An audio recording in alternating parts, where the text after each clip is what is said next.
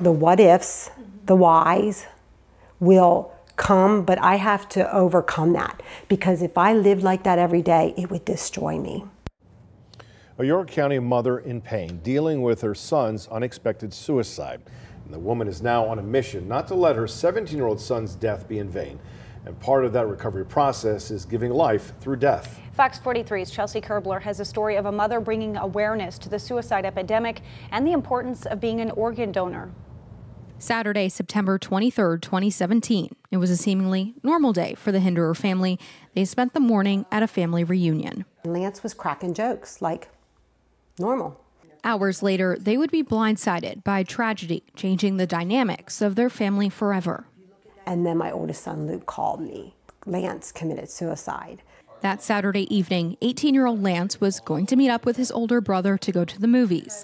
But first, the Central senior told his mom he needed to get some homework done. I think this was the page. He was working on something here.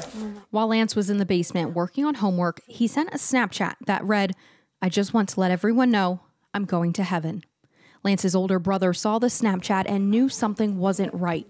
He ran down into their basement where he found Lance had committed suicide by hanging. Emergency crews were able to revive Lance. He would spend the next several days in the hospital. We just prayed that if God's will was for him to be healed, it would be, you know what I mean? And that's what you do. It was during the next few days Lance would spend at York Hospital on life support. The Hinderer family would prepare for Lance to possibly not make it. So when I was in the hospital, they were looking at Lance's eyes, and he's my only blonde-haired, blue-eyed child. And so when I saw his eyes, I just looked at my husband and said, "Oh, my word. You know, he could be a donor. Like, maybe we need to check into this." The Hinderer family made the difficult decision to take Lance off life support. As a way to keep Lance's memory alive, they decided to use his death as a way to give life through organ donation.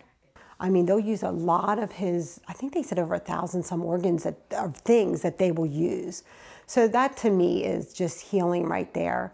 Lance's mom, Christy, used the days following Lance's passing to write letters to Lance's organ recipients.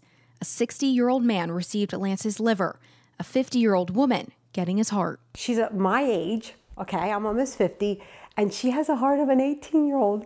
She'll never have a heart attack. I mean, it's so true. You know, so when I think of that, it makes me smile and laugh in a time of grief. It's not just Lance's family keeping his memory alive. His classmates and friends have chosen their own ways to honor him.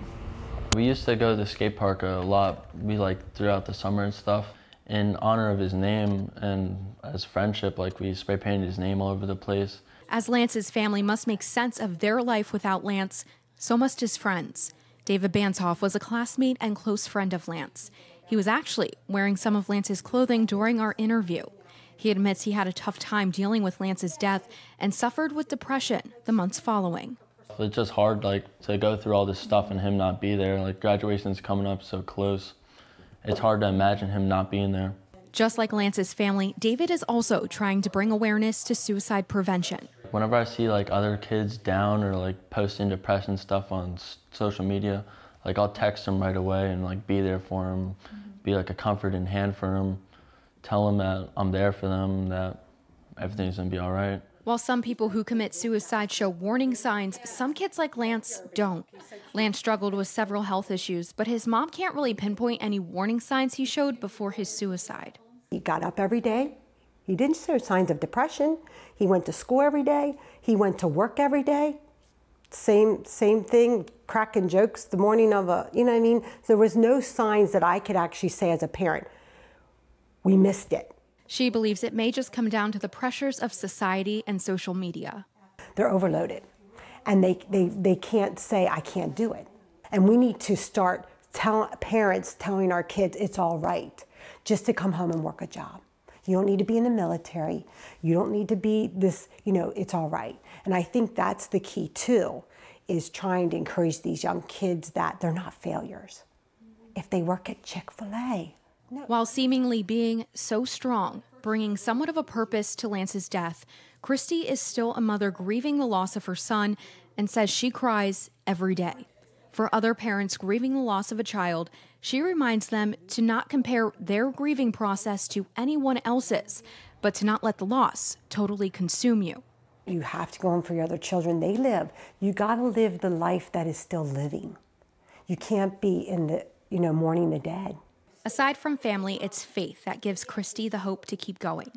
The hope of knowing she'll see Lance again, the hope he's whole and with God, and the hope Lance's story brings awareness to the suicide epidemic and saves another life from being lost too soon.